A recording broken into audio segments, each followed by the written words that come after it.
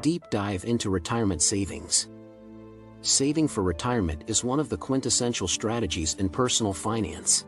61% of Americans live paycheck to paycheck now. What will they do when they retire and aren't drawing a salary anymore? In previous decades, many people could rely on a pension plan from the company they worked for or Social Security benefits. However, pension plans became very expensive for companies and most of them have stopped offering pensions. Regarding Social Security, the large number of baby boomers has put a larger draw against the Social Security budget than originally expected, and the fund is rapidly being drawn down and not replenished fast enough. There have not been major legislative changes to Social Security for decades. On the current trajectory, the Social Security fund will run out of money in 2034. This won't end Social Security benefits, but it will reduce them. Absent major legislative changes to increase funding, retirees will likely only receive 78% of their full benefits. Thus, more and more people are being forced to take the ball into their own hands and save for retirement on their own so they have financial coverage.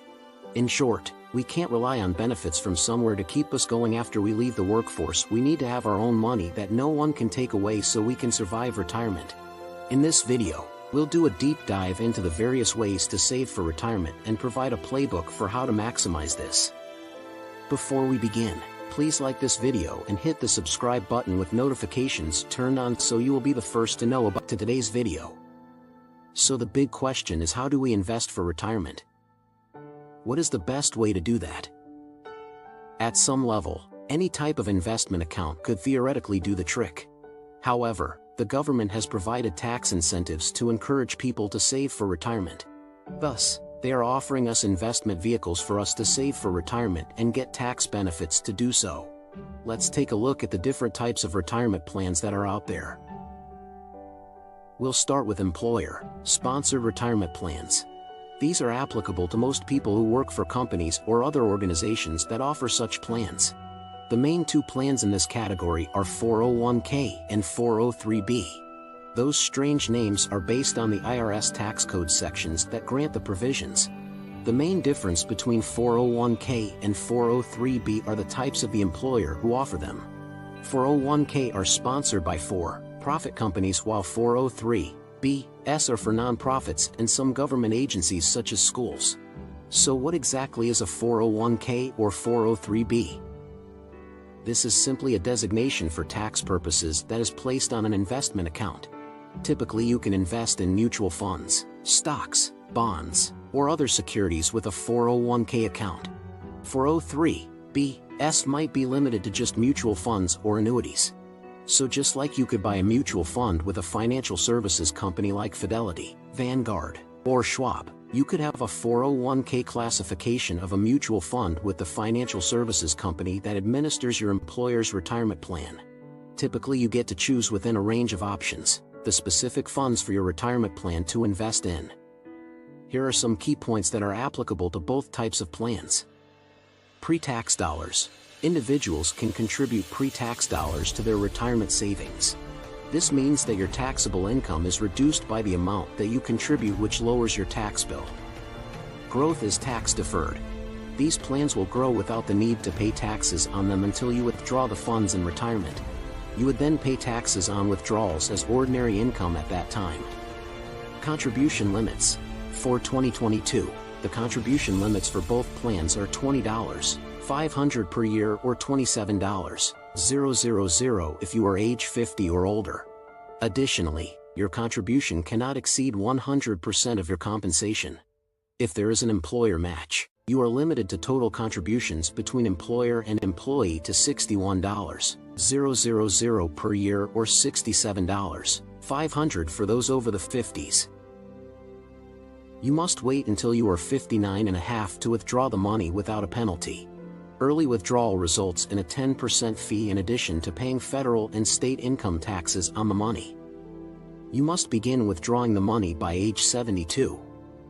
One common feature of employer-sponsored retirement plans is that many employers offer some sort of matching program. This means that as you contribute money to the account, the employer will match some or all of the money, typically up to a certain contribution amount. For example, They might match dollar for dollar up to 6% of your income or match 75% up to 4% of your income. Not all employers offer this, so it is important to check with your employer to understand any matching contributions and limits. Pro tip: it goes without saying that if your employer matches some retirement contribution, you should maximize that as much as you can possibly afford. It is free money for you. All you have to do is contribute your own income. For example, if you make $100,000 a year and you contribute 6% of your income to your 401k, then you will have contributed $6,000 by the end of the year. If your employer offers $1 match up to 6%, then you would get $6,000 for free from your employer in an account that you can't touch, without paying a penalty, until you are 59 and a half years old. Economically, this is the best deal you will likely get. If you leave your employer, you will lose the ability to contribute to your 401k or 403b plan. However, the money is not lost and is portable with you where you go. Most people typically do an IRA rollover. This means that you would reclassify the 401k account into an IRA account with a financial services company. You might be able to do that with the company that manages your previous employer's benefit plan, or you could roll it over to a different financial services company that you work with in order to keep your accounts together. We will cover IRAs in a few minutes. There are some pros and cons to these retirement plans. Pros: easy option if you are an employee. Some companies establish default contributions for you that invest automatically unless you change the amount. Employer matching contributions in some cases. High contribution limits than other retirement accounts. Cons: limited investment options. Although you get some choice, you typically are selecting from a handful of pre-determined options depending on your investment objective. Some employer plans might force you to stay as an employee for a period of time, a vesting period, before you can fully own your employer matching contributions. The rest of the retirement plan options are open to anyone, pending certain income limits. The first of these is a traditional individual retirement arrangement or IRA. As the name implies, traditional IRAs are tax-favored plans that are available to most individuals. They find and manage the account themselves with a variety of financial services companies. Almost anyone with some amount of taxable income can contribute to a traditional IRA, so this is a great option if you don't have access to an employer account. Traditional IRAs are similar to employer-sponsored retirement accounts in their tax treatment. Contributions reduce your taxable income, and the money grows tax-free until you withdraw it. Furthermore, there are similar age restrictions for contributions and withdrawals. The main differences are in the contribution limits, which are much lower for traditional IRAs.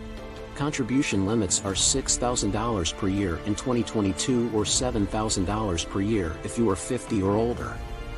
On the other hand, the options available for IRAs is much broader, as you can work with any financial services company that you choose, and in general, the selection of investment options including stocks and mutual funds is much broader. There are no income limits for contributing to a traditional IRA. However, there are income limits for tax-deductible contributions. See a tax specialist for more information. Pros and cons of a traditional IRA. Pros: available to anyone with taxable income. Many more options for investment choices than employer-sponsored programs. Cons: lower contribution limits than employer programs. A second type of IRA available is called a Roth IRA. This is named after the sponsor of the bill that was passed by Congress in 1998. The Roth IRA has the opposite tax treatment compared with the traditional IRA. With the traditional IRA, as mentioned above, you pay no income taxes on contributions, called pre-tax dollars, and the money grows tax-deferred. You then pay taxes on the money when it is withdrawn in retirement. The Roth IRA is exactly the opposite. You pay taxes on the money that you contribute, called after-tax dollars, but the money grows tax-free. Every dollar that is withdrawn in retirement goes into your pocket. The contribution limits for Roth IRAs is identical to traditional IRAs, $6,000 per year or $7,000 if you are 50 or older. One additional difference is that you don't have to withdraw your money at age 72 as you do with a traditional IRA. The biggest factor is based on your best guess about what tax bracket you will fall into at retirement. Since the Roth IRA grows tax-free, you don't pay taxes when you withdraw the money. Thus, this is best for people who think they will be in a higher tax bracket at retirement when you will start making withdrawals. For a traditional IRA, since you pay taxes upon withdrawals, this is best suited for someone who expects to be in a lower tax bracket in retirement. These 4 types of retirement accounts: 401k, 403b, traditional IRA, and Roth IRAs form the bulk of the relevant retirement options for people. There are a few additional retirement account options available for business owners such as SEP IRAs, simple IRAs, and solo 401k. If you want us to make a video on these options in the future, let us know and we can cover that separately. A note on the way out from us at the Personal Finance and Investing channel: saving for retirement is absolutely critical. We are pretty confident that most people will not have sufficient benefits coming their way in retirement in the future from either pensions or Social Security. If you will have these benefits, good for you. We applaud you. However, most Americans won't fall into this category, and thus we need to take it upon ourselves to fund our own retirement. We suggest starting with an employer-sponsored retirement account, given that they are easy to implement and often come with free money in the form of matching contributions. Then you should invest any remaining money you have available into either a Roth IRA or a traditional IRA, depending on the expectations of your future tax bracket.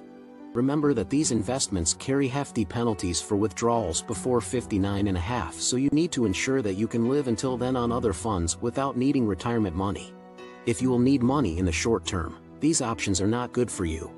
But for those who can afford to think longer term until retirement, we suggest you go hard and make large retirement contributions right away.